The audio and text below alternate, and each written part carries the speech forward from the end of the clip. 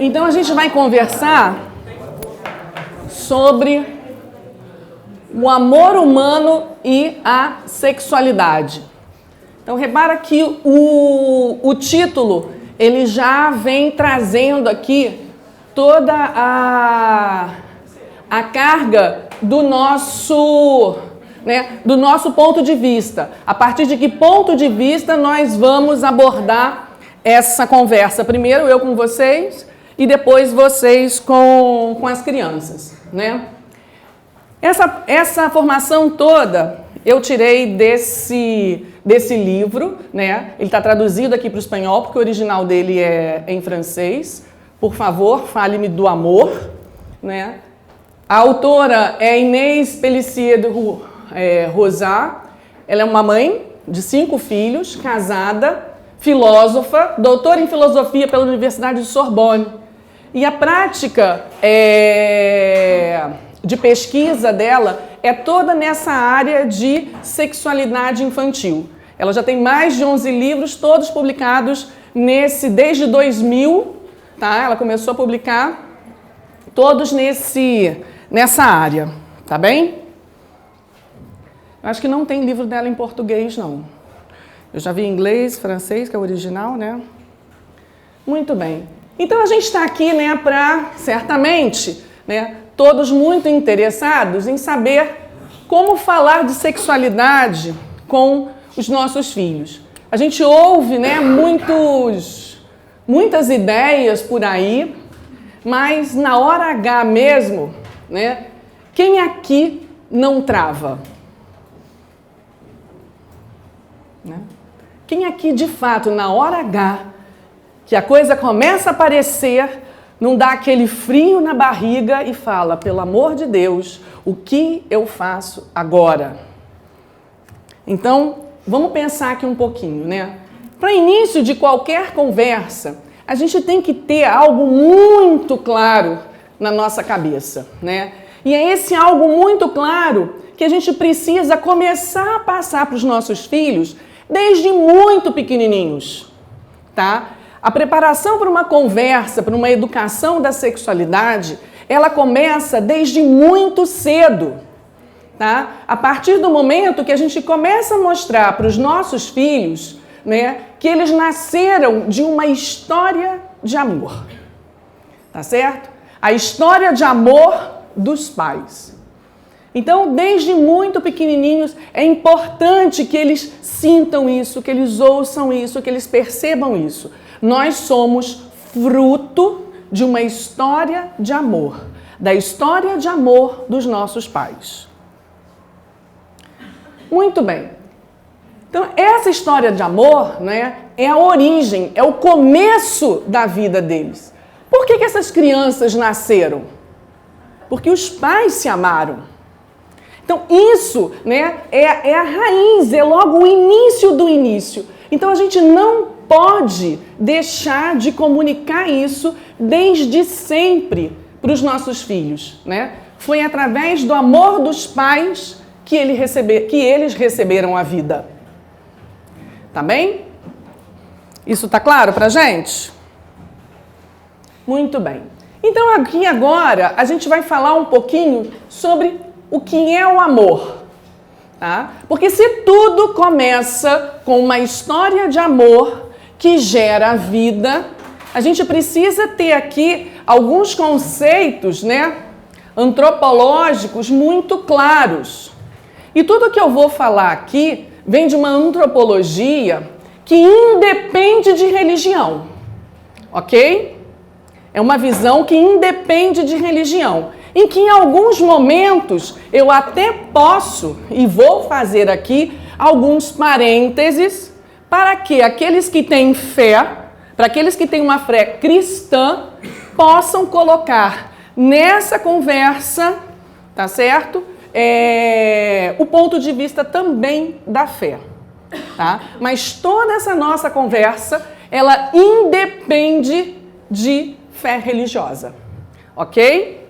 Então, muito bem. Vamos começar aqui a ver algumas questões. Então, para a gente falar de amor, para a gente falar de amor humano, a gente precisa primeiro entender esse conceito de pessoa, pessoa humana. Vocês concordam comigo com isso aqui? Uma pessoa é alguém, uma pessoa não é uma coisa. O ser humano, ele tem noção, ele sabe que ele é uma pessoa. Por que o ser humano sabe que é uma pessoa? Ele reconhece a si mesmo e os demais que estão à sua volta também o reconhecem como alguém, como um sujeito, né? E como um sujeito único, como um eu.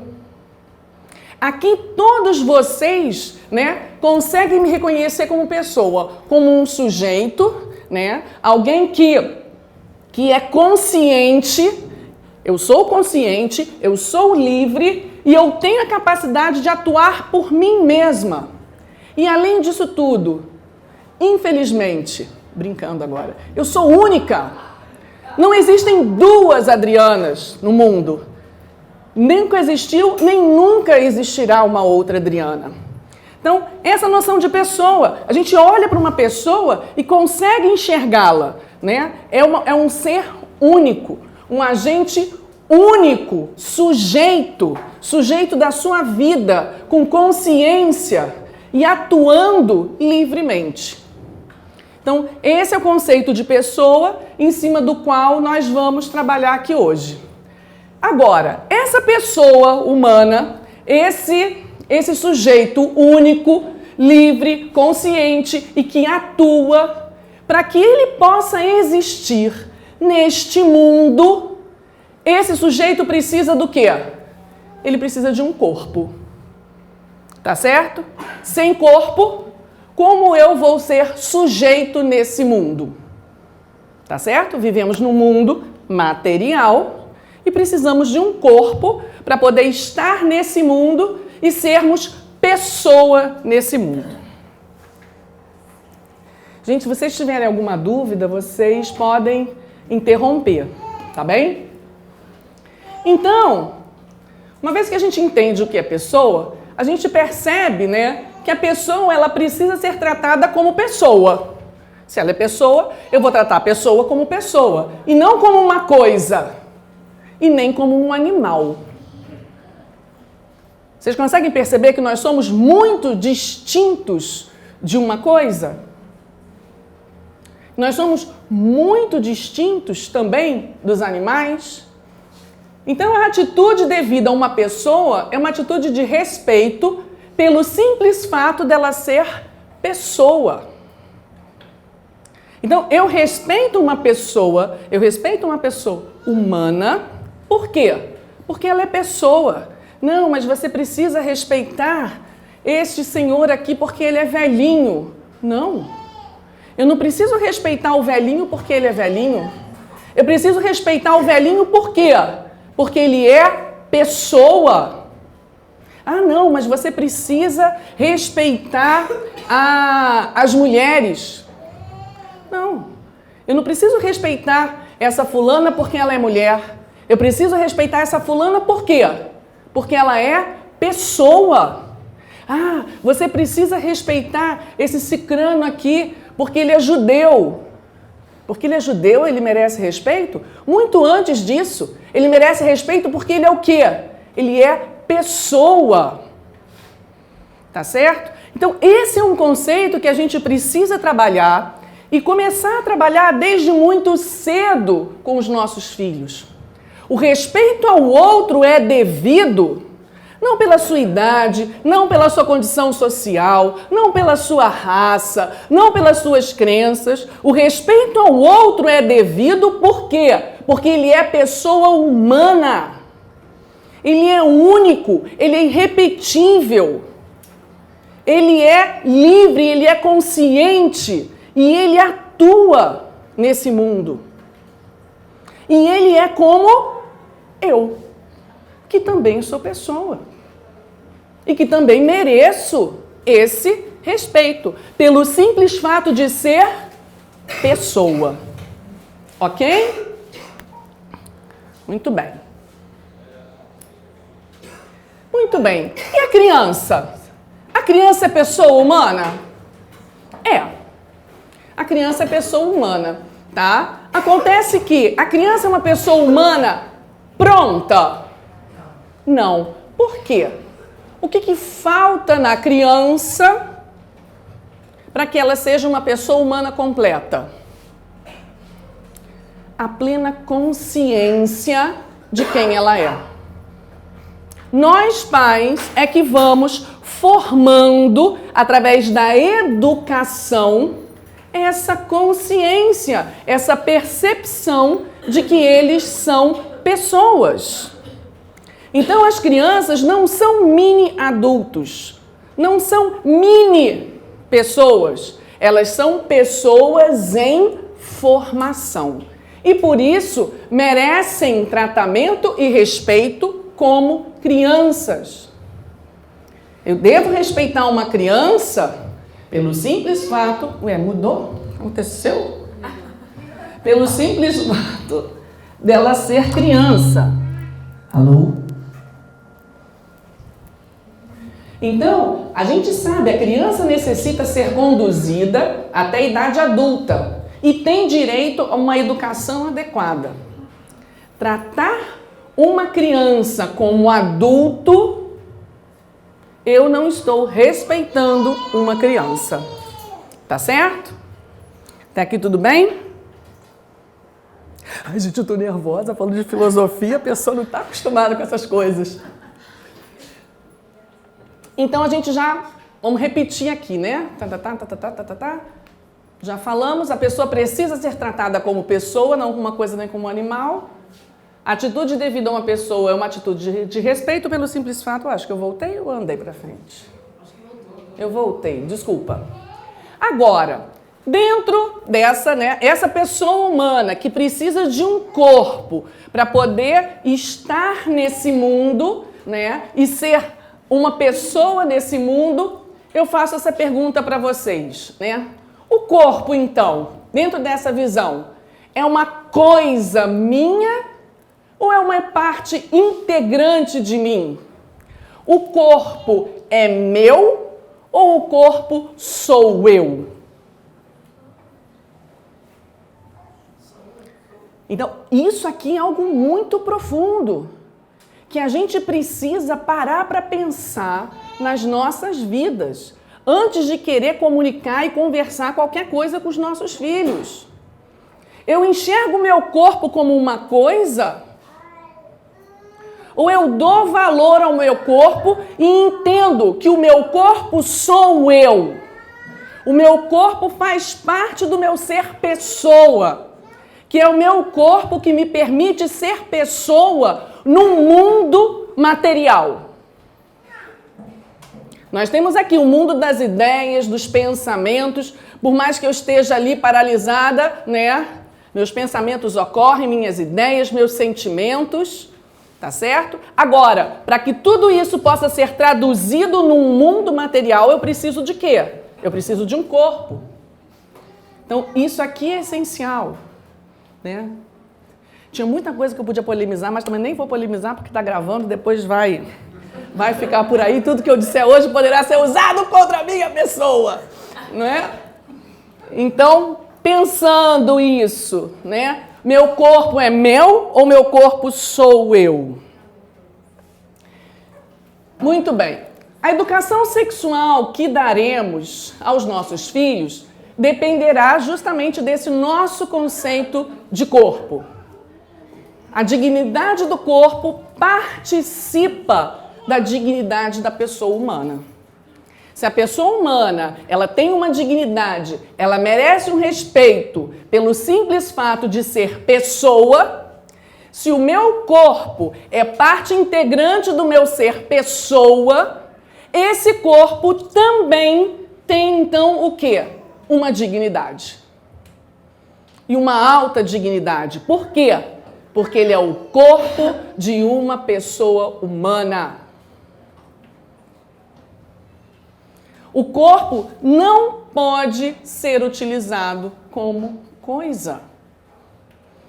Nosso corpo não é uma coisa, o nosso corpo não é um objeto, né? Apesar desse meu óculos hoje em dia ser quase o meu corpo, ele não é o meu corpo. Eu posso usá-lo, eu posso descartá-lo, eu posso perdê-lo, quebrar, jogar na parede, fazer o que quiser. Porque esse óculos, ele é uma coisa. O que eu faço com o meu corpo? Eu respeito o meu corpo, eu enxergo a dignidade do meu corpo, eu enxergo a dignidade do meu corpo enquanto corpo de uma pessoa, e não enquanto corpo de animal, e não enquanto objeto a ser utilizado. Então, tudo isso a gente precisa ir construindo na nossa cabeça, refletindo, para a gente poder chegar lá na frente. Agora, tem um detalhe esse corpo. Esse corpo de pessoa, ele é um corpo sexuado, né? Ter a experiência do corpo sexuado é descobrir as características da masculinidade ou da feminilidade. Então, como é que eu experimento? Como é que uma pessoa experimenta que o corpo é sexuado? Né? Observando características anatômicas, observando características de comportamento, né? Que às vezes, pelas características anatômicas, quem é que já não passou por isso, né? Você olha assim, ué, é uma mulher, né? É menino ou menina? Ué. Então, às vezes, só pelo físico você não consegue identificar. Mas você vai perceber isso pelo quê? Né? Pelo comportamento, pelo jeito de agir, pela conversa, tá certo?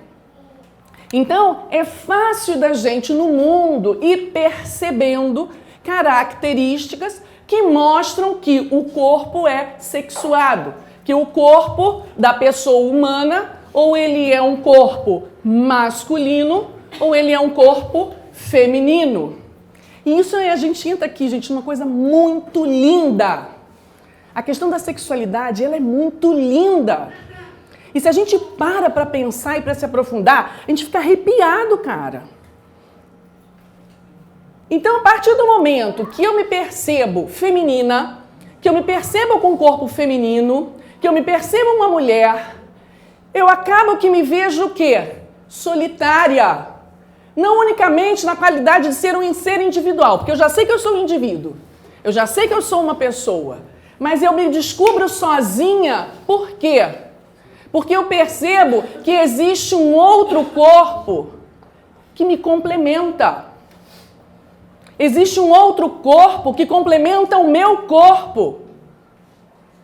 E a partir daí eu vejo, caramba, estou só. Estou só. Existe no mundo, né, uma orientação para um outro corpo que pode me completar. Ao descobrir-se sexuada, a pessoa humana compreende que não pode, olha que coisa linda, gente, que não pode bastar-se a si mesma. A gente intui, a gente percebe que existe aí um encaixe de complementariedade, um encaixe para tornar um todo, para formar um todo. E se eu me percebo apenas uma parte, né, eu percebo, cara, eu sozinho não me basto. Eu sozinho não me basto, né? Falta algo. O caráter sexual da pessoa humana é uma prova da profunda e substancial unidade do homem, corpo e alma. A questão sexual, né, ela vem trazendo essa proposta, essa percepção de complementariedade, não somente física, mas uma complementariedade também de quê? De alma. Uma complementariedade de desejos, de sentimentos, tá certo? E é justamente através da nossa sexualidade que a gente alcança essa função dupla de complementariedade. É justamente através da nossa sexualidade, da nossa relação sexual, que há de fato, não é, uma união não somente de corpos, mas como uma união de almas. E isso é muito lindo, gente. Isso é muito profundo. Limitar a sexualidade apenas à genitalidade, né, é uma visão muito reduzida e empobrecida da nossa sexualidade. A nossa sexualidade leva a uma união de almas. E como é que a gente enxerga isso? Olha só que coisa linda, ó. Do sexo ao amor. Então, graças ao seu corpo, a pessoa pode ir plenamente ao encontro do outro, sem reservas. Então, porque eu tenho um corpo, o outro tem um corpo, eu posso ter, né? Eu posso percorrer um caminho de encontro, de chegar até o outro. Eu chego até o outro primeiro como? Através do meu corpo. O corpo permite uma intimidade de encontro amoroso, tá? Uma intimidade maior que a da amizade. É uma entrega total, né?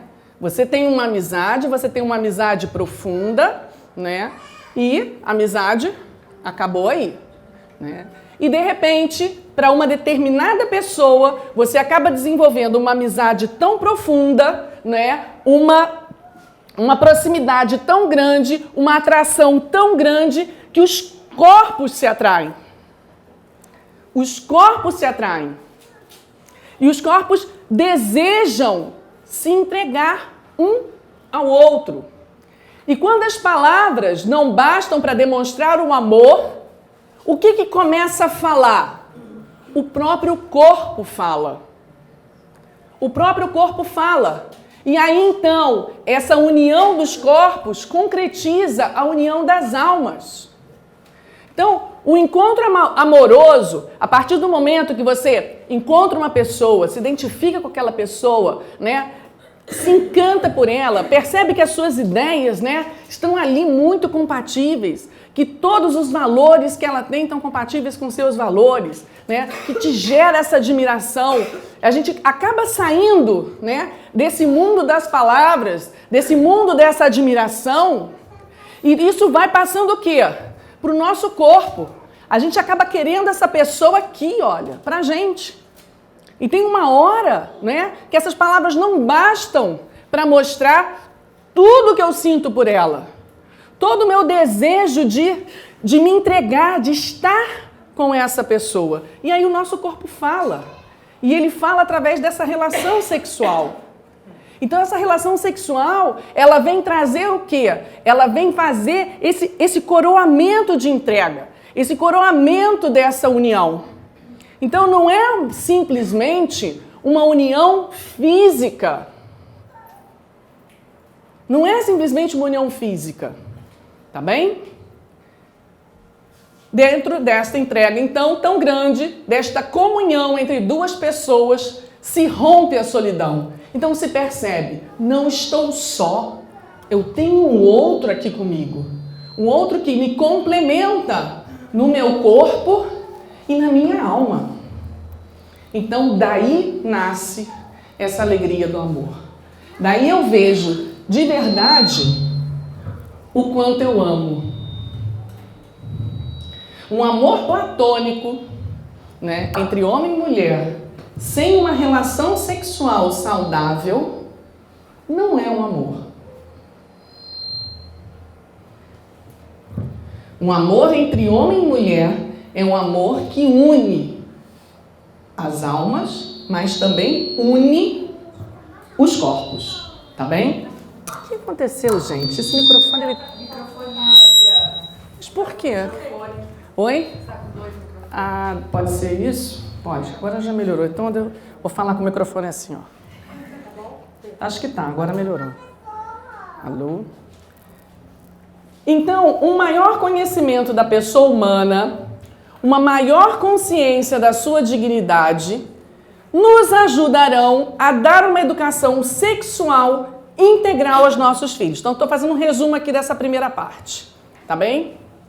Então, a gente precisa evitar reduzir a sexualidade à genitalidade e a sua finalidade objetiva, ou seja, Qual é a finalidade objetiva de uma relação sexual? Reprodução e perpetuação da espécie.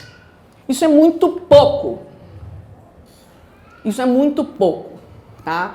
Se a gente não eleva essa nossa visão, fica difícil para a gente trabalhar com os nossos filhos. Então, segunda parte. O respeito pelo... Meia hora, né? Vamos lá, vamos andar um pouquinho mais rápido. O respeito pelo outro, né? Agora, a vivência em família. Então, agora, vamos lá. Vamos parar dentro da nossa casa. Vamos ver como é que a gente vai atuar aí com tudo isso. Isso aqui é muito importante, gente. A gente precisa de um clima favorável em casa.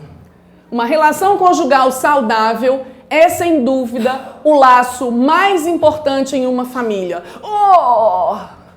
Mas não é a relação da mãe com o filhinho. Já falei isso 30 vezes. Não é.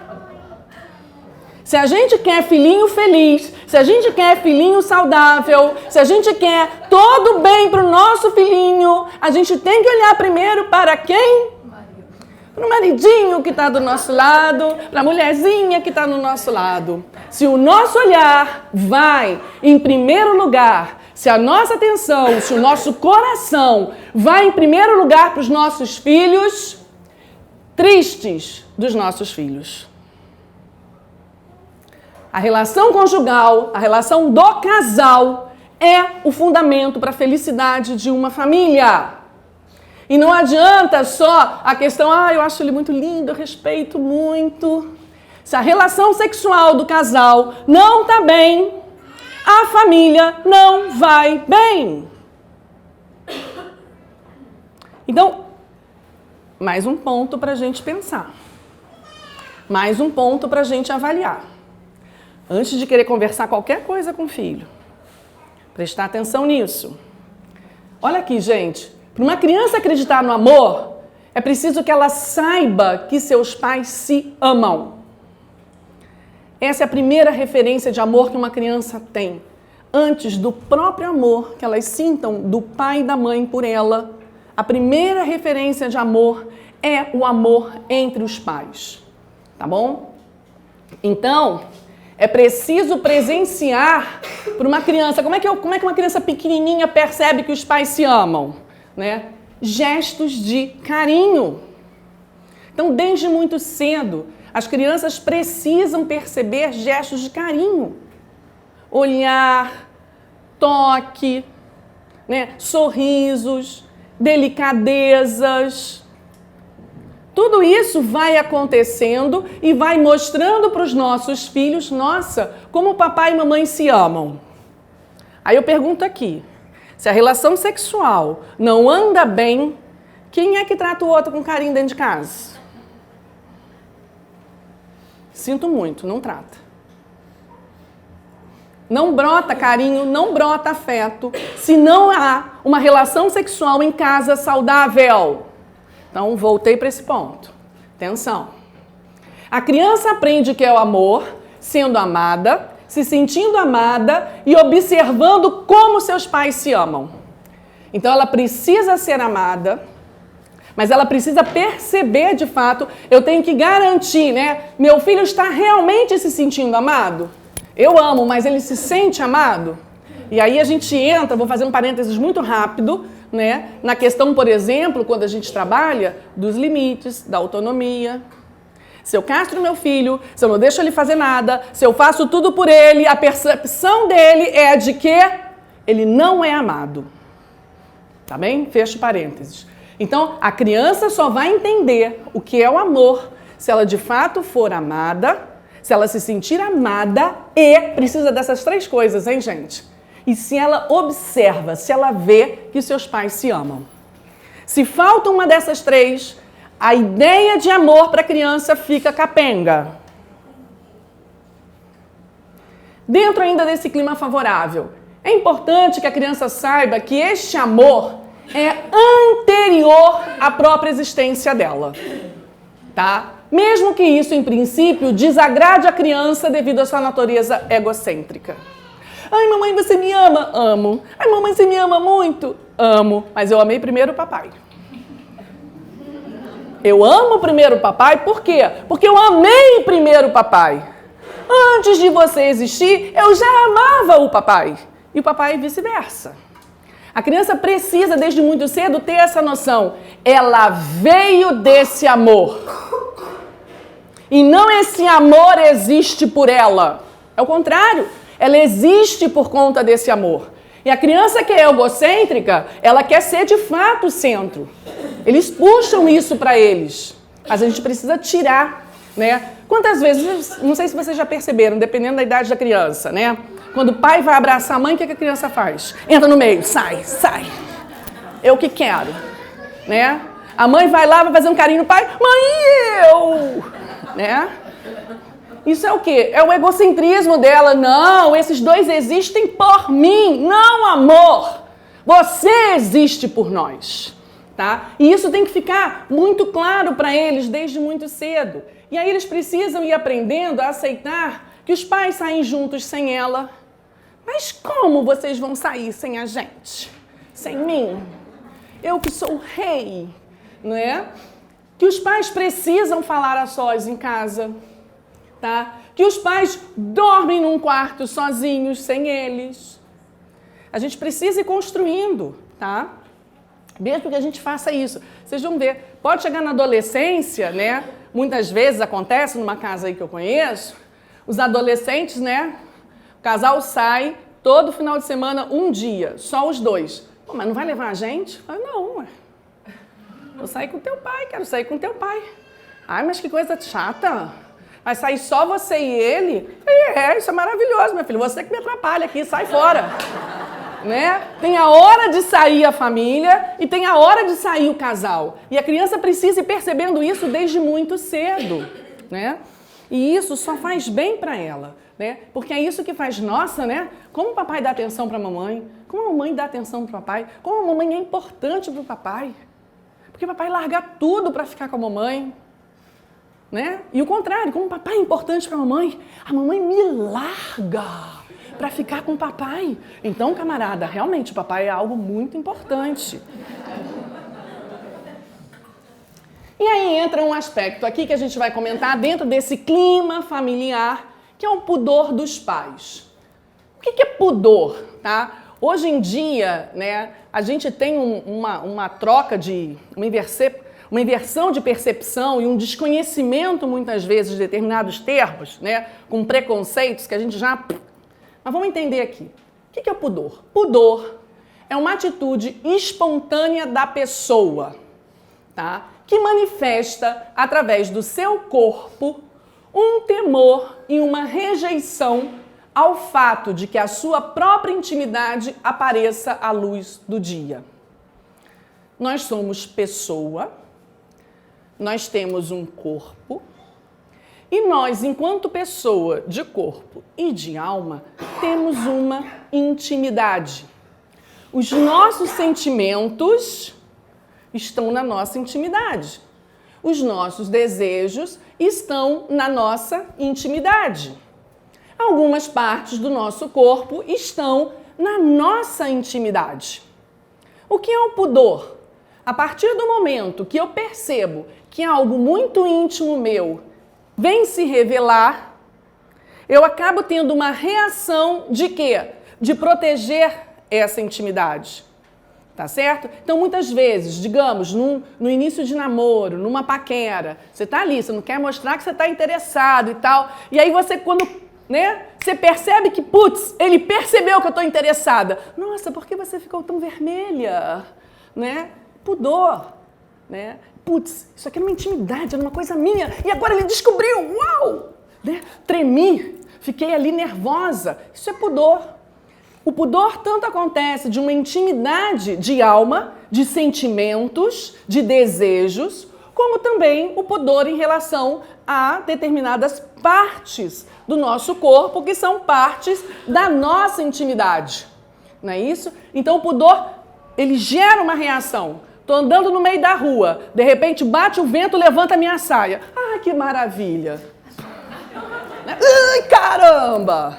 Né? Levantou a saia na hora. Né? Isso é o quê? Isso é pudor. É o desejo, né? É uma manifestação, uma atitude para proteger algo que é íntimo. Não, isso aqui não é para qualquer um ficar olhando, não, gente. Tá doido? Né? O pudor é um componente fundamental da personalidade. O pudor faz parte da nossa personalidade. E ele pode ser considerado, no plano ético, o despertar da consciência que defende a dignidade da pessoa e do autêntico amor. Então, eu tenho uma dignidade, eu tenho uma intimidade, e que essa intimidade, ela precisa ser o quê? Ela precisa ser protegida. Então, o pudor é esse momento, né, em que a minha consciência estala e percebe, opa, eu tenho uma intimidade.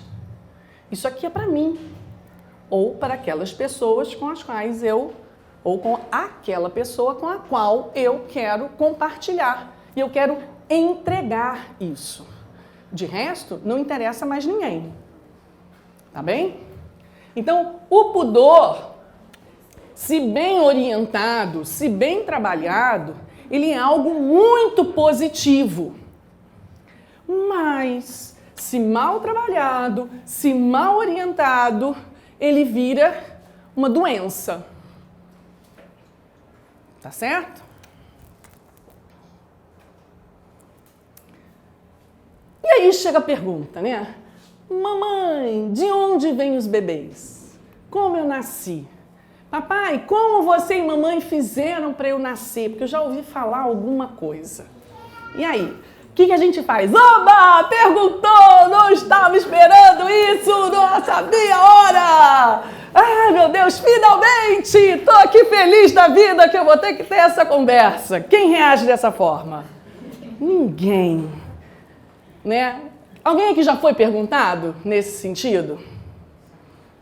Qual é o sentimento, a primeira coisa que acontece com a gente? É sair falando? É. O passarinho apareceu ali. Vem cá, filho, depois a gente conversa isso. Olha aqui, olha que coisa bonita, né? Dá um incômodo. Gera uma insegurança na gente. O que significa isso na gente? Isso é pudor. Esse é o nosso pudor. Caramba, a criança está prestes, ela está desejando, né, entrar numa intimidade. E a nossa primeira reação natural, qual é? É proteger isso. Tá certo? Então, é muito natural a gente ficar sem graça mesmo. A gente, né, despistar, mudar de assunto, ou então sair falando feito uma louca de qualquer outra coisa, tá? Por quê? Porque a gente percebe que, caramba, essa é uma hora muito delicada, porque vai entrar numa intimidade da pessoa. Aí a gente pensa, né? Só mais um parênteses, né? Essa coisa toda, assim, bonita, da forma como a gente vai enxergando, da forma como a gente vai construindo, para de repente chegar um youtuber desgraçado e falar besteira. Olha, voltando. Mas eu volto. Quando surgem as primeiras perguntas, os pais se sentem incomodados e inquietos. Essa reação manifesta o pudor dos pais. Então, o fato de calar ou falar demais revela uma insegurança nossa que acaba sendo percebida pela criança. A criança percebe, não é? Que, caramba, tem alguma coisa estranha aqui. O que será? Ela não sabe o porquê, mas ela percebe que tem algo, tem caroço nesse angu. A dificuldade de ter que falar com os próprios filhos sobre sexualidade pode ser um sintoma das nossas próprias dificuldades sexuais, das nossas feridas. Então, devemos, em primeiro lugar, avaliar nossa história pessoal, tá certo? Não é porque nós passamos, né, às vezes, por uma determinada tipo de educação que pode ter nos reprimido demais, ou o contrário, pode ter nos liberado demais, que causou algumas marcas em nós. Não é necessário que isso vá, de fato, acontecer com meu filho. tá?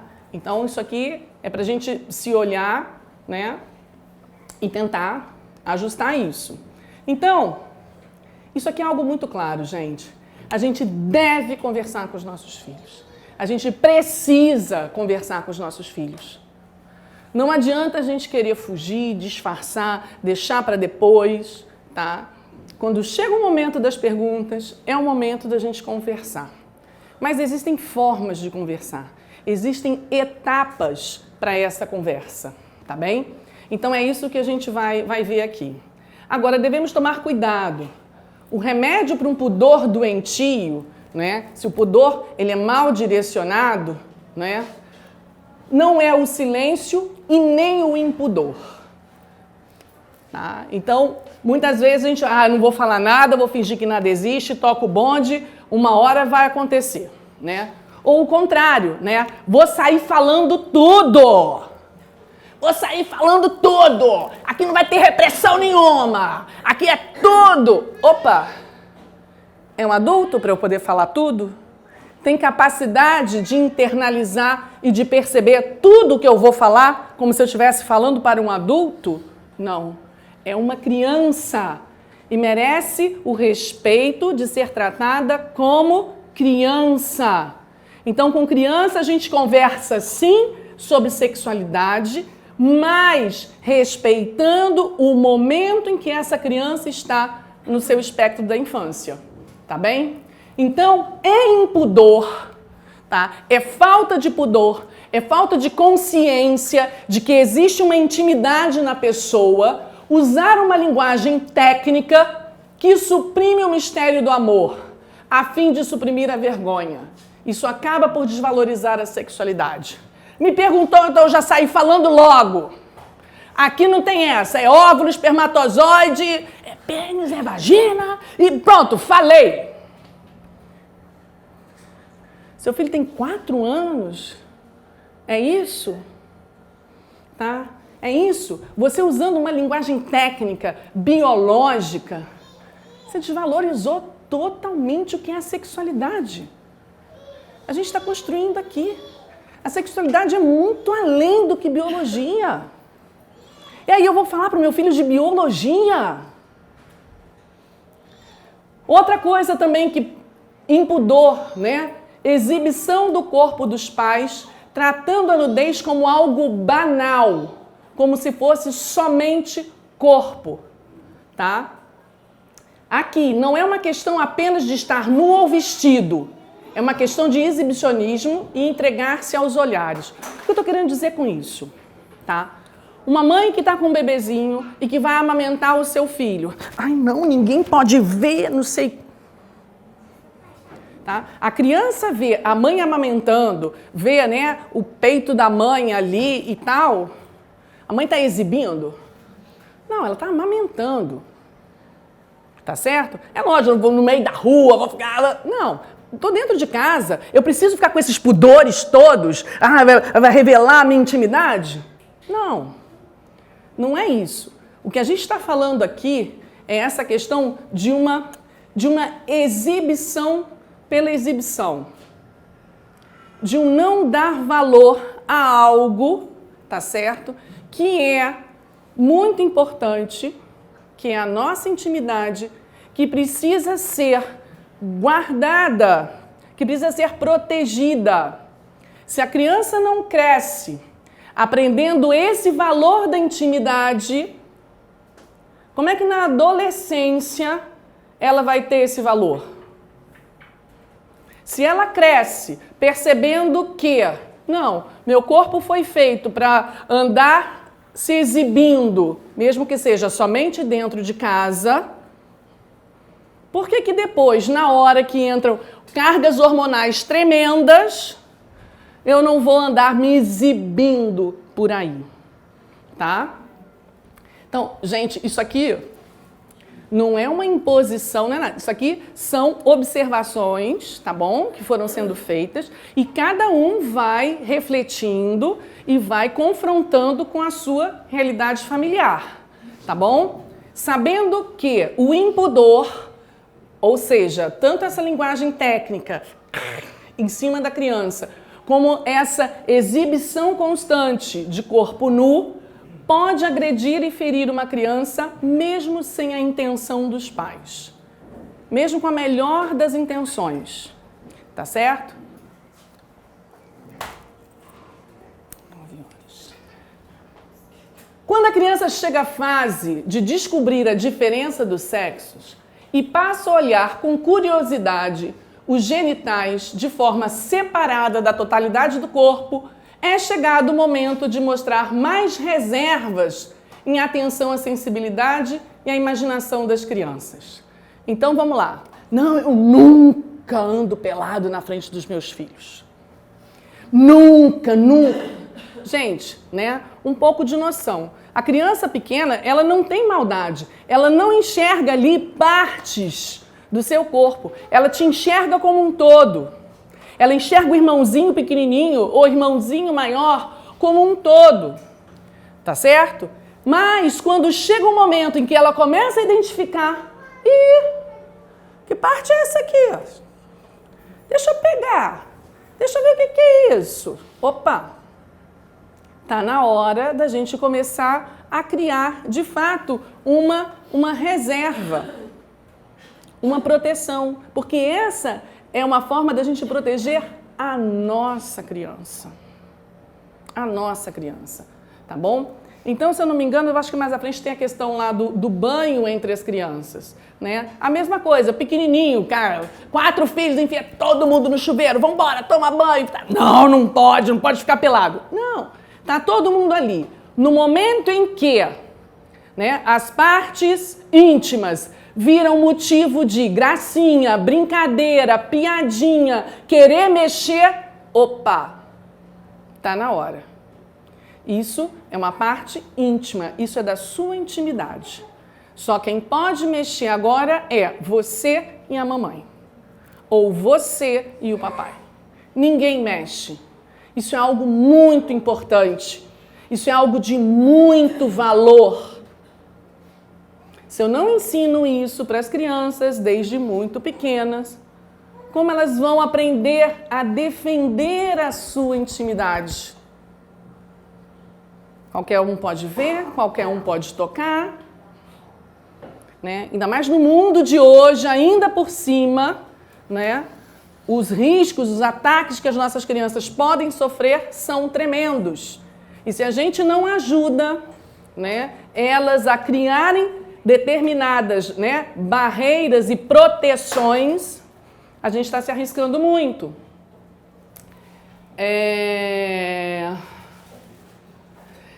Os olhares da criança e os pensamentos podem estar falseados por comentários, palavras, imagens que escapam de forma não intencional, né? Então, as crianças começam a crescer, estão lá, 5, 6, 7 anos, começam a ouvir um amiguinho falando não sei o quê, escapou uma conversa do pai ou da mãe, daquele tio que não tem a menor noção, sem senso, fala um monte de besteira na frente da criança. A criança começa a pescar isso e começa a imaginar um monte de coisa torta na cabeça dela. A criança é muito imaginativa, né? E aí, se a gente, além disso, fica, né, expondo a criança, né, a isso o tempo todo, né, isso só vai trazer mais confusão para a cabecinha dela, né? Sempre entendendo que a criança não tem outra experiência que não o seu corpo de criança. Como é que a criança se enxerga com o seu corpinho, né? Ela enxerga ali, ela está começando a perceber que esse corpo tem partes, né? Eles são pequenininhos, eles nem percebem que o corpo tem partes. Para a gente fazer um lindinho desse escrever, nossa, quanto tempo que a gente leva? 5 anos. Para ele perceber que o corpo dele tem um braço e que o ombro mexe, que o cotovelo mexe, que depois o punho mexe, para depois o dedinho mexer para ele poder escrever. Então, essa percepção de corpo, ela vai sendo construída ali ao longo de 6 anos. Então, a criança não tem essa vivência, ela não tem essa percepção e a gente quer atochar uma experiência de corpo, né, do que é uma relação sexual biologicamente falando, para uma criança. Isso é uma agressão a ela. Ela não tem como experimentar isso agora no corpo dela. Então ela não tem como, de fato, né, entender e aceitar isso. o que ela vai intuindo, né? Em princípio, em relação principalmente às partes íntimas, que muitas vezes estão associadas ao quê? Né? A questão de higiene, né? Ela percebe lá que o bumbumzinho dela sai um cocôzinho. E que esse cocôzinho é sujinho, é fedorentinho, não é isso? Então, ela percebe lá que o pipizinho dela sai um xixizinho. E que aquilo ali não é uma coisa linda. Ninguém fala, ai, deixa eu pegar esse xixi que maravilhoso. Não. O pessoal fica, xixi, ai, deixa limpar. E não pode ficar molhado de xixi. Então, ela percebe que, né, agora sumiu a palavra, né? Que os excrementos, sei lá, que o que sai do nosso corpo dessa forma, né, por essas partes íntimas, não é algo muito legal. E aí, se eu trago para ela referência de partes íntimas, ela vai relacionar isso o quê? A sujeira, a coisa fedorenta. É isso. Se a gente traz a biologia agora para as crianças, que só tem a noção, né, de parte íntima como, né, eliminação, ela não vai captar toda a beleza, né, toda a questão do amor agora. Tá bem?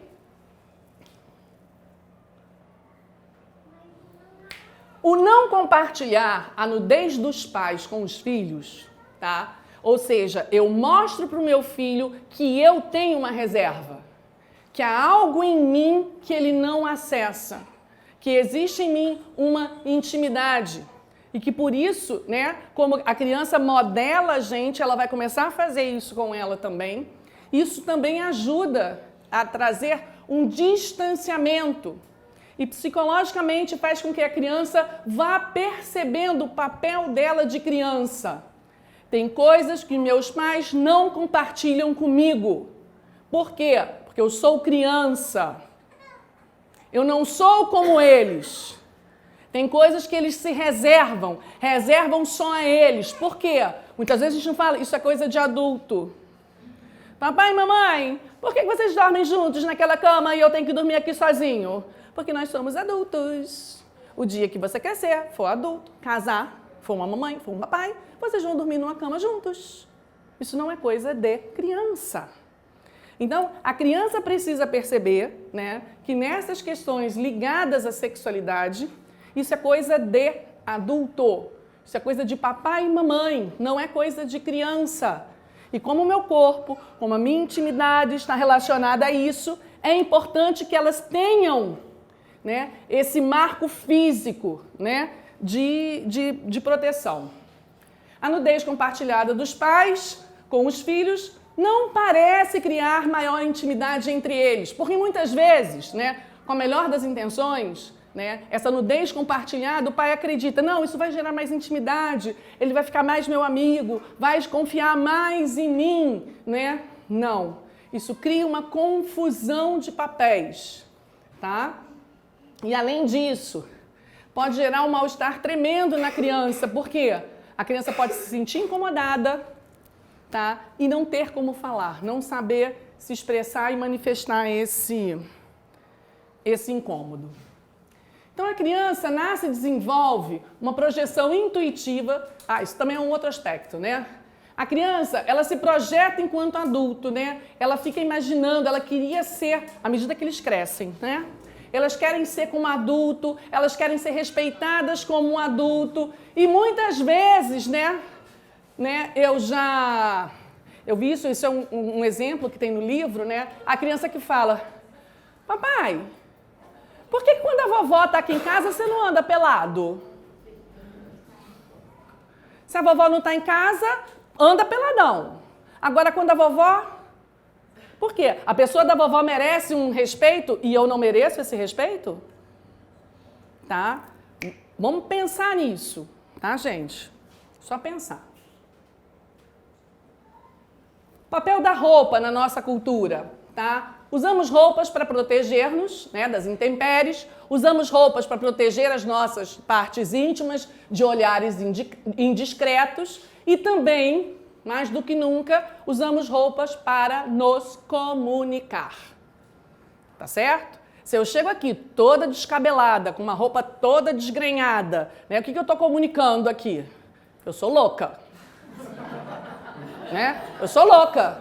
A diretora vai dar uma formação, tá toda desgrenhada, toda louca, rasgada. Ou então, roupinha adolescente, toda teen, calça toda rasgada, camisetinha. Né? O que eu tô comunicando? Louca também, não tá notando a idade dela, não percebeu, quer comunicar que é jovem e é mó coroa. Né? A roupa comunica. Os homens de todas as localidades, né, no mundo inteiro, sempre tiveram o costume de cobrir o seu corpo de formas distintas, tá? De acordo com a época e com a cultura, mas sempre cobrindo o corpo, mesmo que fosse com, né, uma tanguinha. O índio anda lá com a bunda de fora, mas tem um negocinho que cobre, tá certo? E aqui nós estamos falando dessa questão de cultura, né? A cultura, ela vai refletir, né, os valores dominantes. Então a gente tem que tomar cuidado, né? Não, isso aí depois eu vou falar depois. Pula. Então fica só isso na ideia para a gente voltar. Agora a gente vai falar do pudor da criança. Mas é a criança? A criança ela já nasce com pudor? Né? O pudor da criança, se a criança não sabe que ela tem uma intimidade, como é que ela vai ter pudor? Como é que ela vai ter um movimento de proteger a intimidade dela se ela não sabe que ela tem uma intimidade? Então ninguém nasce pudorado, pudorento, sei lá qual é o termo. Ninguém nasce com pudor, tá? O pudor da criança é um reflexo da sua educação, especialmente da educação da higiene, que pode ser muito rígida ou, ao contrário, muito liberal. Então, a forma como a gente trata a intimidade da criança é que vai gerar nela comportamentos de proteger ou não proteger a sua intimidade, né? Uma coisa muito interessante que eu fiz questão de colocar aqui, o pudor da criança ele vai variar de acordo com o temperamento. Crianças mais sensíveis têm a tendência de ter mais pudor. Sensível, tem uma intimidade, aprofunda. Então, quer o quê? Proteger essa intimidade, tá certo? Então, aí, os fleumáticos e os melancólicos tendem a ter mais pudor, enquanto que os sanguíneos e os coléricos tendem a ser um pouquinho despudorados, tá bem? E o pudor também pode variar de acordo com o sexo. Existe uma tendência dos meninos terem mais pudor do que as meninas. Por quê? Os órgãos sexuais dos meninos são externos. Eles aparecem. Das meninas estão guardadinhos. Tá certo? E os meninos, a questão do pudor dos meninos está muito ligada também à questão do descontrole. Os meninos, tem criança na sala, vamos lá, falar um pouquinho assim. Os meninos tendem, né, desde pequenos, a ter ereções sem controle. E isso, ao perceberem, não por uma vergonha simplesmente, mas ao perceberem que eles não têm controle daquilo, qual é a tendência deles? Opa, deixa eu proteger isso. Deixa eu guardar isso aqui. Tá? Então, a tendência dos meninos de terem esse pudor, essa coisa mais assim, tá bom? Muito bem. O silêncio demasiado prolongado da criança sobre questões relacionadas ao sexo não pode ser aceito pelos pais. Então, eu estou percebendo lá que meu filho tem 14 anos e nunca me perguntou nada, né? Se mata, meu filho. Se mata. 14 anos nunca perguntou nada, já tá. Mas antes disso, né? A gente tem aqui alguns marcos. Entre 3 e 5 anos, a criança tem que perguntar de onde vêm os bebês. Ela já teve muita oportunidade de ver barriga, de ver um negócio lá, de ver bebê surgir. Mas de onde que surgiu isso? Tá? E alguma curiosidade para saber, tá na barriga, mas como é que entrou? Como é que saiu? Como é que é lá dentro? De 3 a 5 anos tem que sair esse tipo de pergunta. Tá certo? De 5 a 8 anos, né, não vai ser qualquer respostinha que vai interessar. Tá certo? Eu vou mostrar aqui rapidinho, que o tempo já está acabando, né, como é que a gente pode trabalhar essas respostas, mas de 5 a 8 anos, a criança quer uma resposta mais inteligente. Tá certo? Ah, mas o meu nunca fez essa pergunta. Opa! Tá? A gente não pode, se a criança não perguntou, é importante que a gente promova a oportunidade para conversar. Porque a dúvida tá na cabeça dela. Ela só não manifestou. Tá bem? Então, não podemos deixar para mais tarde ou para o nunca. Se a gente vai adiando a conversa, né? Não vai acontecer nunca. A nossa demora, bem intencionada muitas vezes, pensando em preservar, mas é tão inocente. Então, pensando em preservar a inocência, pode sinalizar que esse assunto é feio, mal e errado. Tá certo? A gente preserva a inocência dos nossos filhos se a gente fala de dignidade, de amor, de história de amor. Isso preserva a inocência dos nossos filhos. Se a gente fala da biologia, aí acabou. Tá? Vamos ver isso. Deixa eu correr agora. Deixa eu ver aqui. Ó. Então, agora, do pudor à liberdade, questões práticas. Educação da higiene. Então, essa coisa da educação da higiene, vou sintetizar aqui, né? A gente não pode ficar falando que a criança é suja, que a criança é fedorenta. Eu não posso ficar trazendo qualidades negativas para o corpo da criança. Porque senão a criança vai começar a acreditar que o corpo dela é ruim. O corpo dela é bom, o corpo dela é bonito, é cheiroso. Filhinha, você é tão cheirosa, só que agora você se sujou um pouquinho. Vamos tomar um banhozinho para você voltar a ficar cheirosa, porque você é cheirosa. Tá? Ou então, né, quando vai fazer lá o cocôzinho ou o xixi, fica, nossa, que cocô fedorento, que pum fedorento, que chulé, que não sei o que lá, né? Então, cortar isso, tá? Então, mostrar repugnância, essas coisas, cocô, gente, cocô, natural, cocô, tá fedorentinho, tudo bem, ok, passou e segue, tá? Agora, isso aqui é muito importante. Né? Quanto a essa questão das eliminações, né? É preciso ensinar a criança a satisfazer suas necessidades naturais de modo limpo e humano. Ou seja, não como um animal. Existe local apropriado e de forma reservada para nós, né, eliminarmos. Tá? Não é na rua, não é no poste. Quem faz no poste? Cachorro. Meu filho não é cachorro. Ah, mas ele tá tão apertado, meu filho. Vamos correr, vamos procurar um banheiro. Vamos dar um jeito. Tá certo? Lógico, chegou numa situação que eu não tenho como, né? Agora, não é tratar de uma forma natural. Ai, quero fazer xixi. Ah, vai na arvorezinha ali, amor. Pô, quem faz xixi em árvore é bicho. Criança não faz. A mesma coisa, pequenininhos, usa o piniquinho. Aí bota o pinico no meio da sala. Né? É o trono, é o troninho, o rei fica onde? No meio da sala fazendo cocô. Pelo amor de Deus, né, gente?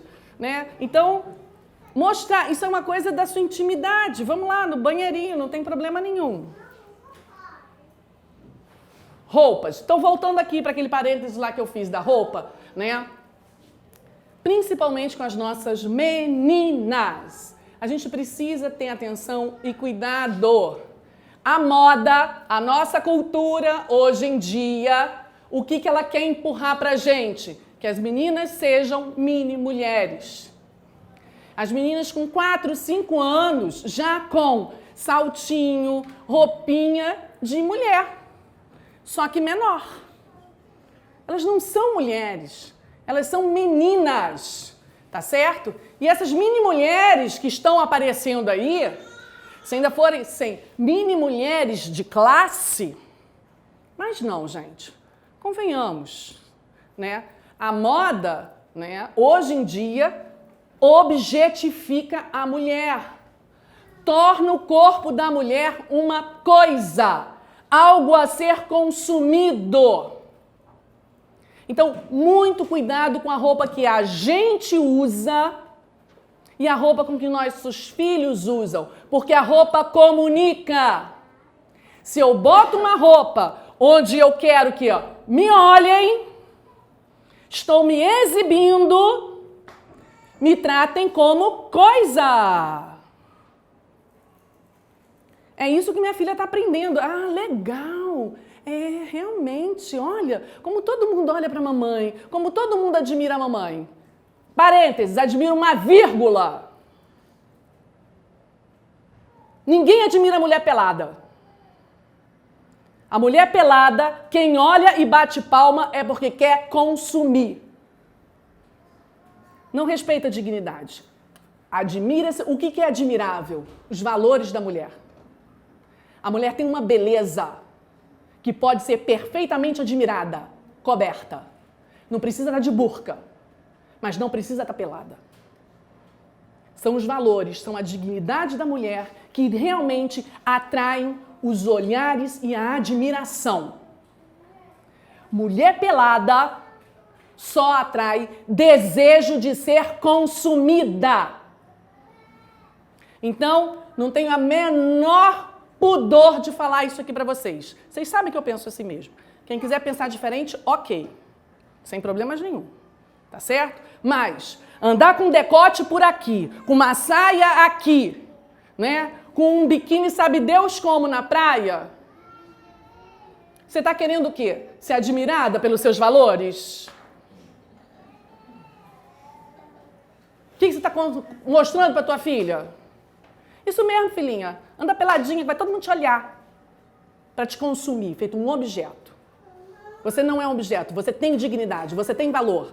Sua roupa tem que comunicar isso, que você é uma mulher que precisa e que deve e que merece toda a admiração do mundo. Tá bem? Então, muito cuidado, que eu tô brava agora. Banho dos irmãos, aquilo que eu já comentei, naturalidade. Ah, não pode, fecha o olho, não pode ver o irmão pelado. Pô, passou pelado uma vez, a toalha do pai caiu. Ah, meu Jesus! Não, gente, naturalidade. Naturalidade, tá bem? Namoro de criança, outro assunto pra mim que também me deixa brava. Criança não namora. Criança não tem atração sexual. Criança tem um interesse, sim, pelo outro sexo. Ela se sente, depois dos 5 anos, né? As meninas começam a ter um interesse pelos meninos, os meninos começam a ter um certo interesse, mas mais pela curiosidade. Pô, o cara é diferente, o que será que está acontecendo? A menina é diferente, o que será que está acontecendo? Deixa eu ver, deixa eu descobrir o que tem embaixo dessa saia, o que tem? Interesses de curiosidade, não tem conotação sexual. Agora, muito cuidado. A nossa cultura, nossas crianças, através da televisão, do YouTube, dessas porcariadas todas, tá certo? Elas estão sofrendo uma lavagem cerebral para indicar que a amizade é relação amorosa. E aí a gente acha tão bonitinho, olha lá, a Mariazinha com o Joãozinho, 4 aninhos, olha como eles brincam e tal. Ah, namoradinhos. Namoradinhos? Pelo amor de Deus! Amiguinhos! Eles são namoradinhos de fato? O namoro tem conotação sexual, gente, pelo amor de Deus! E a gente vai empurrar isso para uma criança? Ela merece respeito, ela merece ser tratada como criança.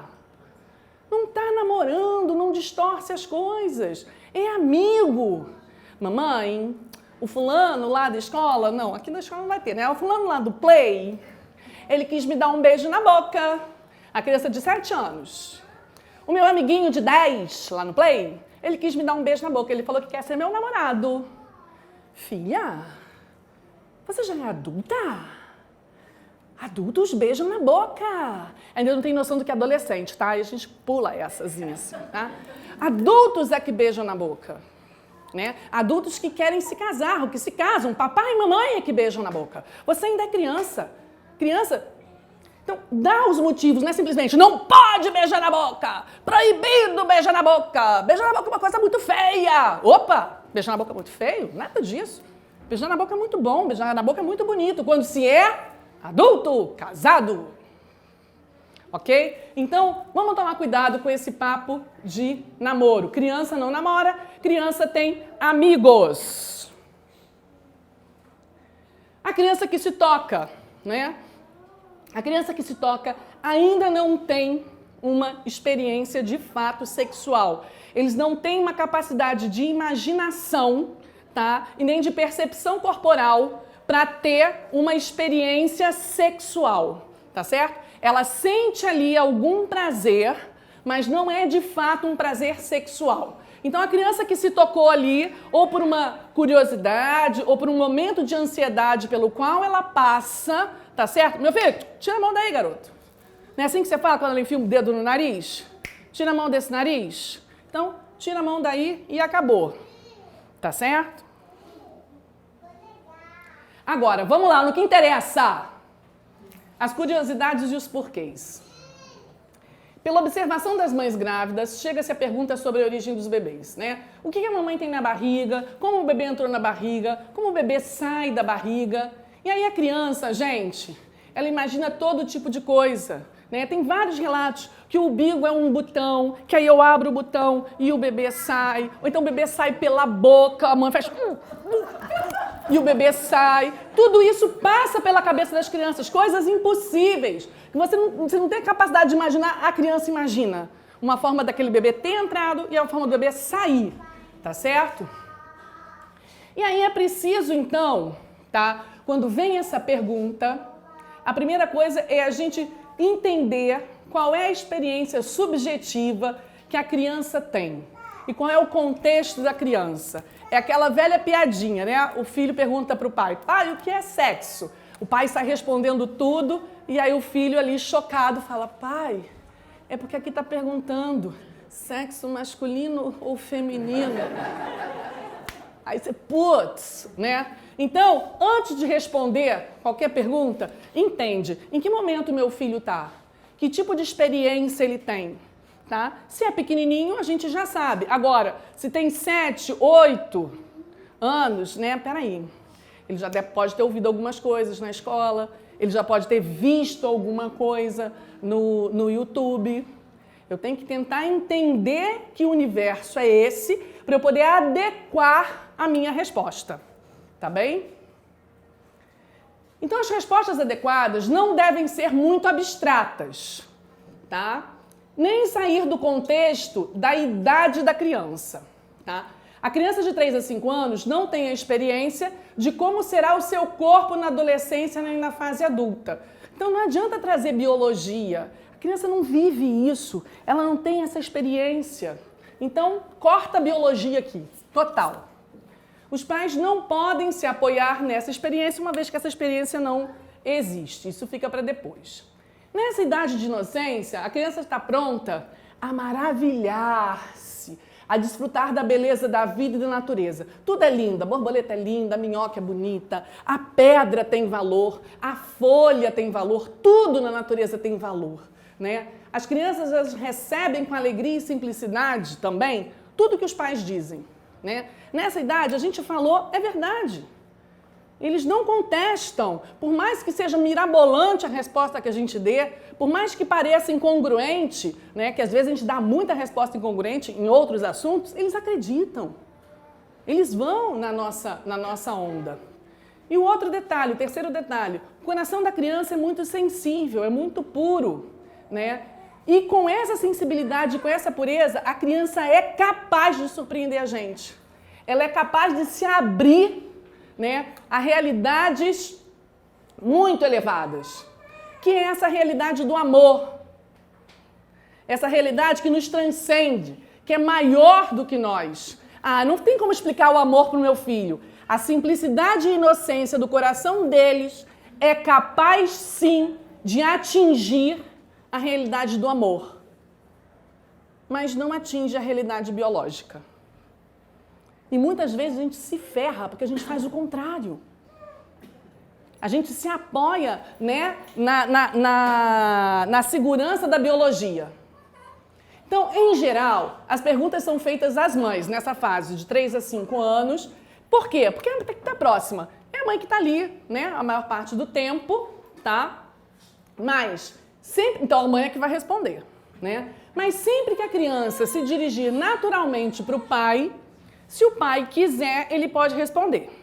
Se ele se sentir um pouquinho envergonhado ali, nessa fase, ele pode passar a bola para a mãe. Não tem problema. Nessa fase. Na outra, não. Tá? Como falar? As palavras adequadas não surgem de repente. Tá? Então, é preciso que a gente esteja preparado. A gente precisa se preparar para essa conversa. Tá? Não se pode mentir em hipótese alguma. Tá certo? Por quê? Porque a criança um dia vai passar vergonha e vai perder a confiança dos pais. Porque ela acredita em tudo que você disser. Se contar a história da cegonha, ela vai jurar de pé junto que os bebês vêm pela cegonha.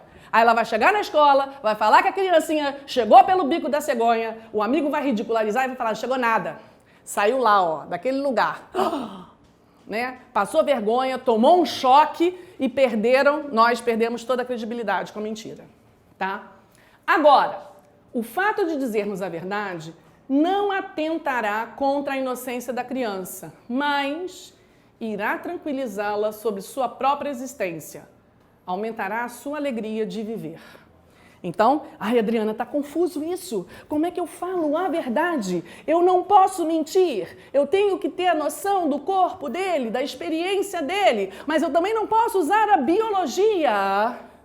O que eu faço? Muito confuso. Adiantei esse meu speech aqui, Hans. Vamos lá, voltando.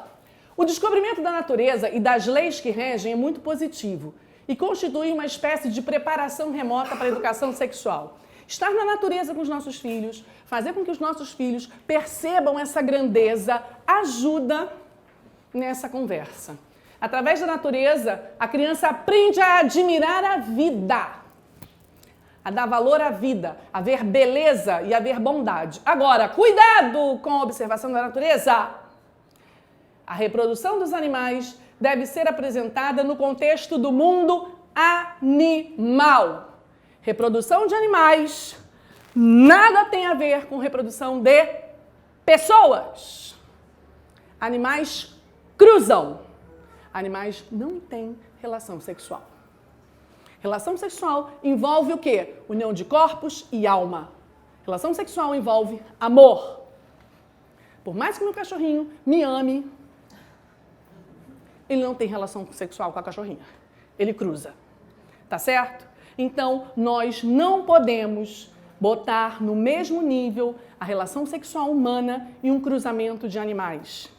E isso é uma tragédia, porque lá fora, a quantidade de livros e a escola apresenta a reprodução humana, muitas vezes, com um livrinho que fala, o peixinho vem do ovinho, o passarinho também vem do ovinho. Já o leãozinho, ele vem da barriguinha da mãe, porque o leão cruzou com a leoa e teve o filhinho. E aí o ser humano é a mesma coisa, porque também é mamífero.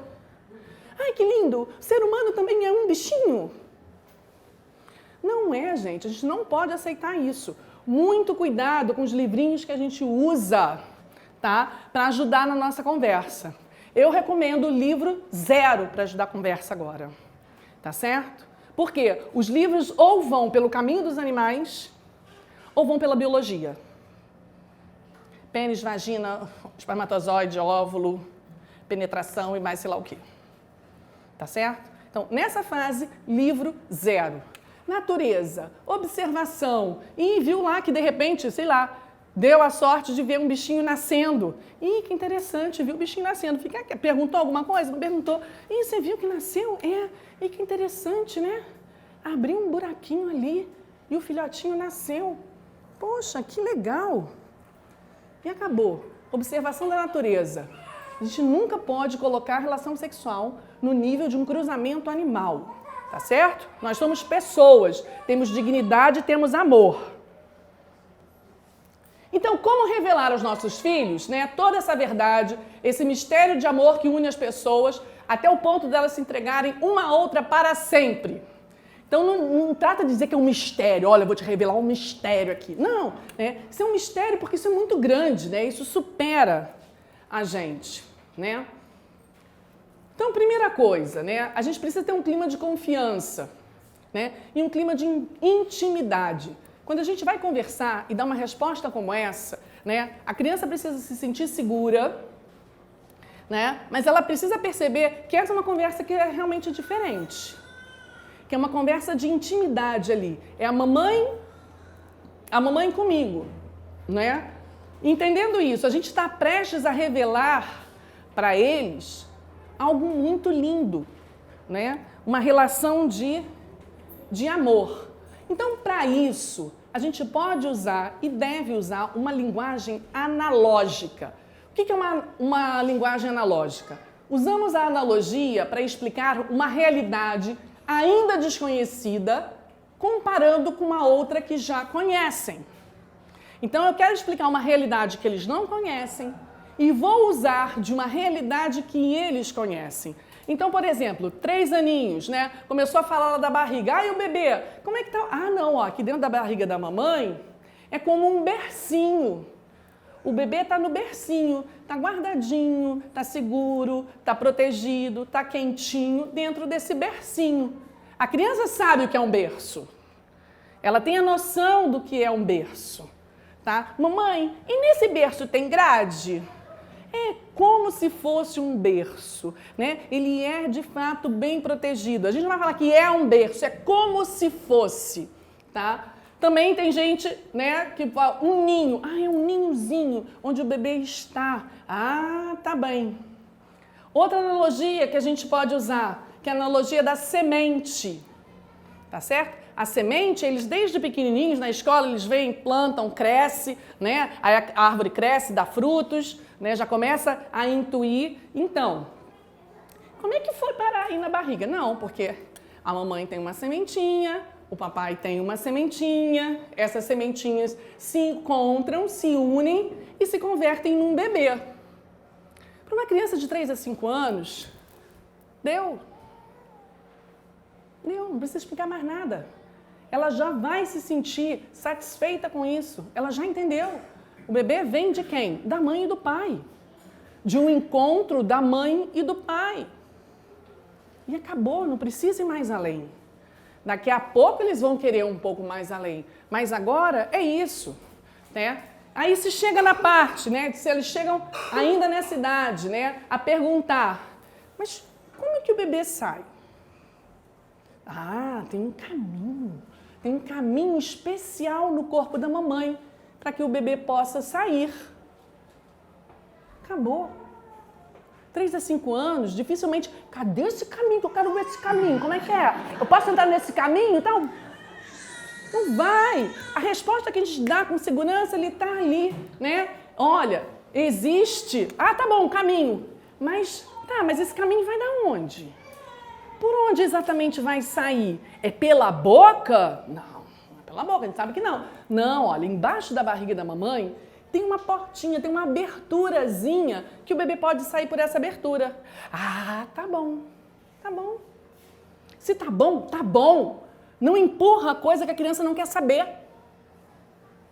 Se ela se sentiu satisfeita com isso, ok. É o que ela pode captar naquele momento. E ela está captando uma mentira? Nenhuma. É simplesmente uma analogia que a gente está fazendo.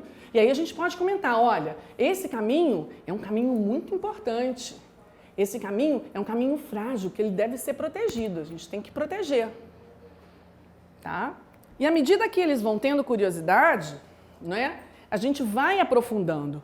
Aqui, de 5 a 8 anos, né, vou correr. Ele já tem uma estabilidade emocional, uma inteligência mais avançada, uma percepção mais avançada. E só essa resposta de que a sementinha do papai encontra com a sementinha da mamãe e nasce o bebê, já não serve. Porque ele vai começar a pensar, mas peraí, onde é que está essa semente do papai? Onde é que está essa semente da mamãe? E como é que essa semente se encontra? Então, é a fase dessas perguntas. Adriana, meu filho já passou dos 8 anos e nunca fez essa pergunta. Nunca fez, na cabeça dele está lá.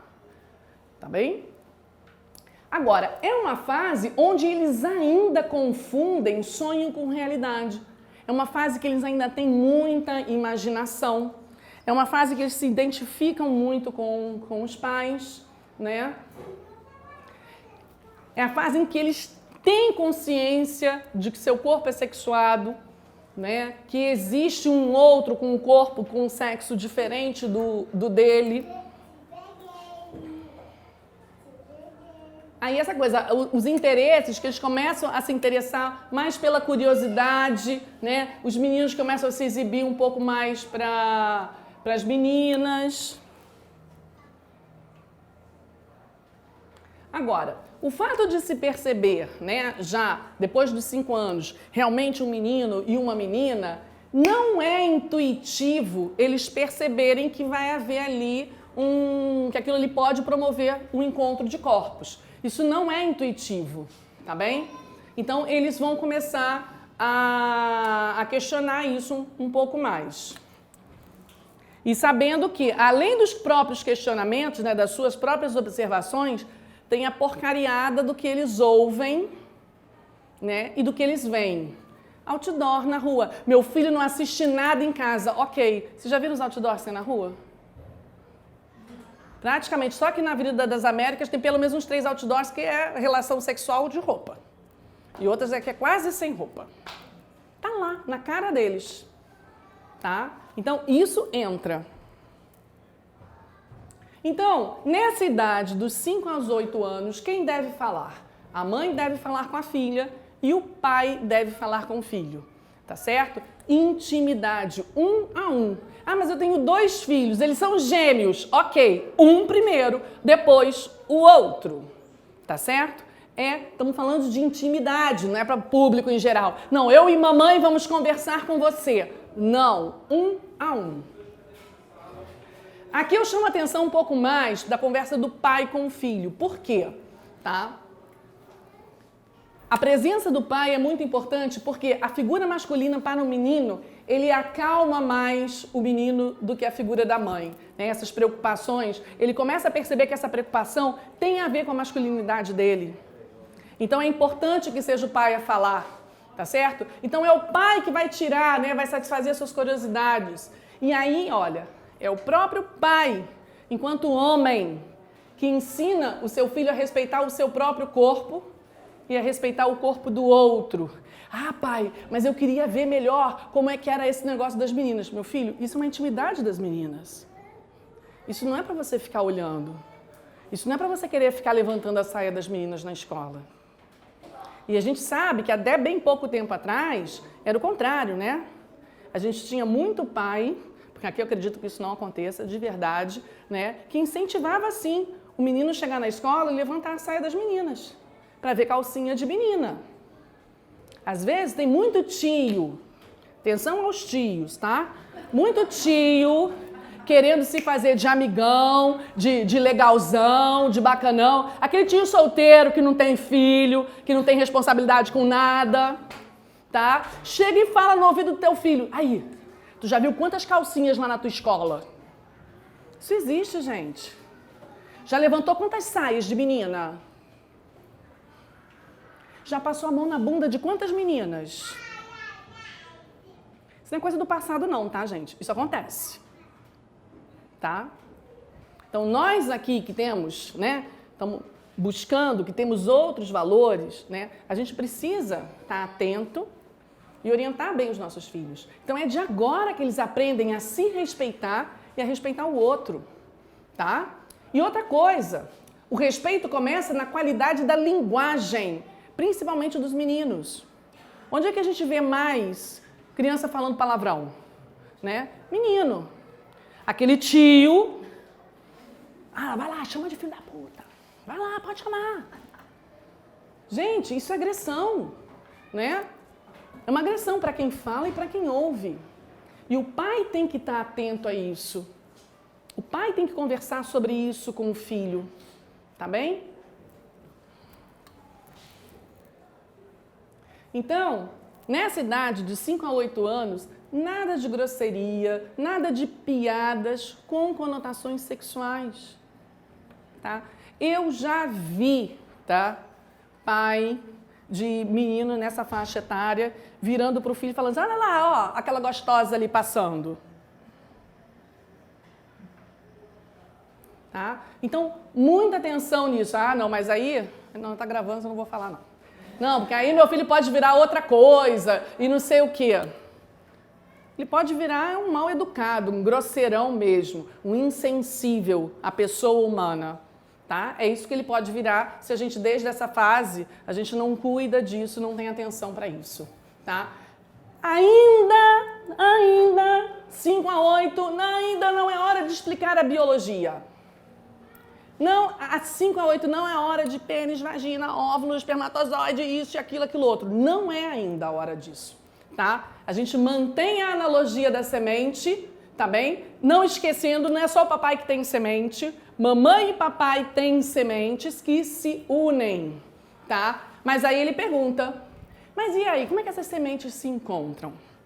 Né? Então, a gente vai explicar, olha, o corpo fala, quando a gente ama muito uma pessoa, a gente não abraça muito essa pessoa, né? Você não abraça muito a mamãe abraça muito o papai. E aí, nessa proximidade, os nossos corpos se encontram e as sementes se encontram. Tá bom. Mas onde é que está a semente? Aí a gente pode dizer onde está a semente. A semente da mamãe, está na barriga da mamãe, tem um lugarzinho aqui especial. A semente do papai, está lá no saquinho do papai, tem um lugarzinho especial. Elas ficam guardadas lá. Ponto. Ele só perguntou onde guardava, ele não perguntou mais nada. Então você respondeu só onde estava guardado. Aí você perguntar, mas como é que sai? Como é que sai a semente lá daquele lugarzinho do papai? Tem um caminho também muito especial, tá certo? Que sai, né, lá do saquinho, lá para a ponta do pipizinho do papai. Nossa, mas ali também não sai xixi? Sai, mas o xixi nunca sai junto com a semente. São coisas diferentes. Por isso que a gente tem que manter sempre o nosso pipizinho muito limpinho. Porque o caminho da sementinha é um caminho muito limpinho. É um caminho muito especial. E é um caminho frágil que precisa ser cuidado. Que precisa ser respeitado. Ah, tá legal. Ficou só aí? Não sou eu que vou puxar mais. Tá, mas aí saiu. E a semente da mamãe sai também? A semente da mamãe, ela tá lá guardadinha. Tá certo? E aí, de vez em quando ela sai, ela fica dentro de um saquinho também, só que lá dentro da barriguinha da mamãe. Aí, de vez em quando, ela também sai desse saquinho. Ah, tá bom. Tá, mas eu ainda não entendi, porque saiu, ficou ali. Tá, então, as sementes precisam se encontrar, não é isso? Então, o corpo da mamãe, a mamãe abraça o papai, e aí os nossos corpos se encontram, e aí as sementes se encontram. Ah, tá. 5 ou 8 anos, gente, se essas crianças não foram expostas, tá, a outras cenas por aí, isso já está de muito bom tamanho. Eles entendem que num abraço pode haver um determinado contato, tá certo? E essas sementes se encontrarem. A partir dos 8 anos, ou se antes dos 8 anos, eles tiverem contato com algum tipo de imagem, tá certo? Aí a gente vai entrar na biologia da coisa, tá certo? Então, mas antes de entrar na biologia, mas o meu filho já tem 9 anos, meu filho já tem 8 anos, eu vou direto na biologia? Não. Eu vou começar lá do princípio, lá do amor, lá desde toda a eternidade, papai e mamãe sempre, né, se amaram e tal e coisa. Fala a história da sementinha, começa a contar a sementinha, deixa o maiorzinho ir perguntando. Deixa ele formando essa analogia na cabeça dele. E aí vai ter uma hora que a própria criança, eu já passei por isso, gente, a própria criança chega à conclusão, de fato, como ocorre esse encontro. Tá certo? E aí a criança vai e pergunta, mas isso é bom ou isso é ruim? Isso é muito bom, meu filho. Olha aqui, você nasceu, isso é uma maravilha. Esse encontro é uma maravilha. Mas não dói? Não, meu filho.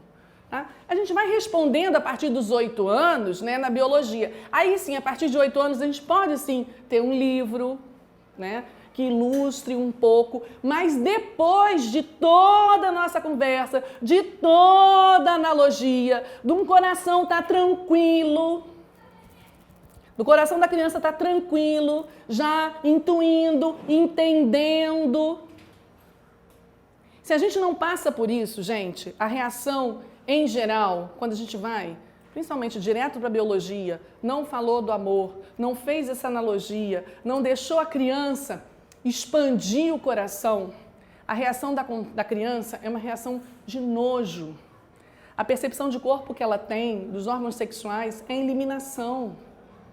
Então, é repugnância. Quantas histórias que eu já não ouvi, a criança chegando em casa, né, o menino chegando em casa falando: pai, que nojo, você faz aquilo com a minha mãe. Mãe, como você tem coragem. Então, é uma distorção muito grande e que a gente precisa estar muito atento desde agora. Vocês perceberam a importância? Desde agora. Não é antecipar as falas, mas aí colocando as falas da forma correta. Uma interpretação correta do que acontece.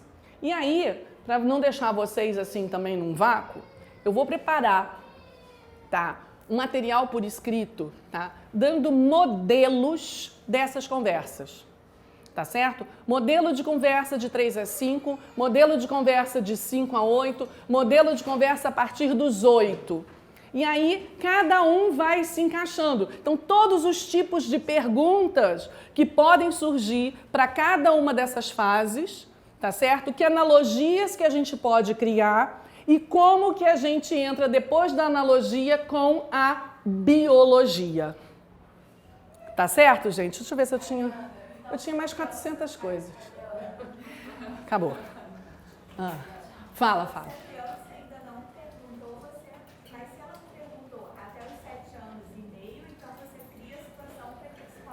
Isso. Agora, se até os 7 anos ela nunca perguntou nada, nem de onde vêm os bebês, é importante que a gente comece a despertar nela, pelo menos, de onde vêm os bebês.